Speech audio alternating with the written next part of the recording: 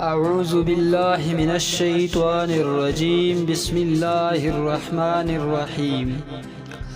ایک بزم کے اندر علی رضی اللہ تعالی عنہ سے سوال ہوا، کون سے جانور بچے دیتے ہیں اور کون سے جانور انڈے دیتے ہیں؟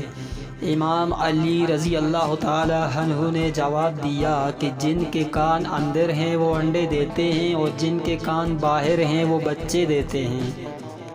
وہ آدمی جواب سن کر بیٹھا تو ایک دوسرا آدمی کھڑا ہو گیا اور یہی سوال دہرائے، کون سے جانور بچے دیتے ہیں اور کون سے جانور انڈے دیتے ہیں؟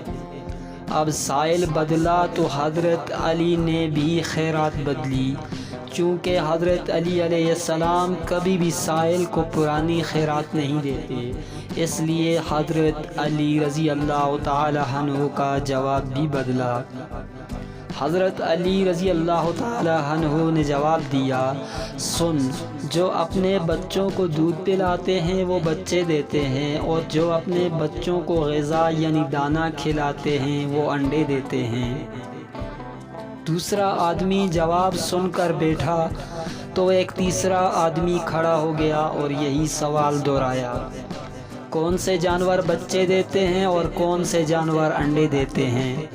حضرت علی علیہ السلام مسکرائے اور کہا، تیرے لیے بھی نیا جواب ہے، سن، جو اپنی غذا کو چبا کر کھاتے ہیں وہ بچے دیتے ہیں اور جو اپنی غذا کو صرف نگلتے ہیں وہ انڈے دیتے ہیں۔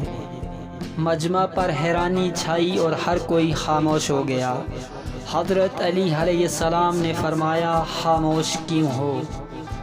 اگر اب بھی کسی کو تسلی نہیں ہو رہی تو سوال کرو، میں ابو طالب کا بیٹا علی تمہیں قیامت تک دعوت دیتا ہوں، تم یہی سوال دہراتے رہو، میں ہر دفعہ تمہیں نیا جواب دیتا رہوں گا۔ وما علینا الا البلاغ المبین۔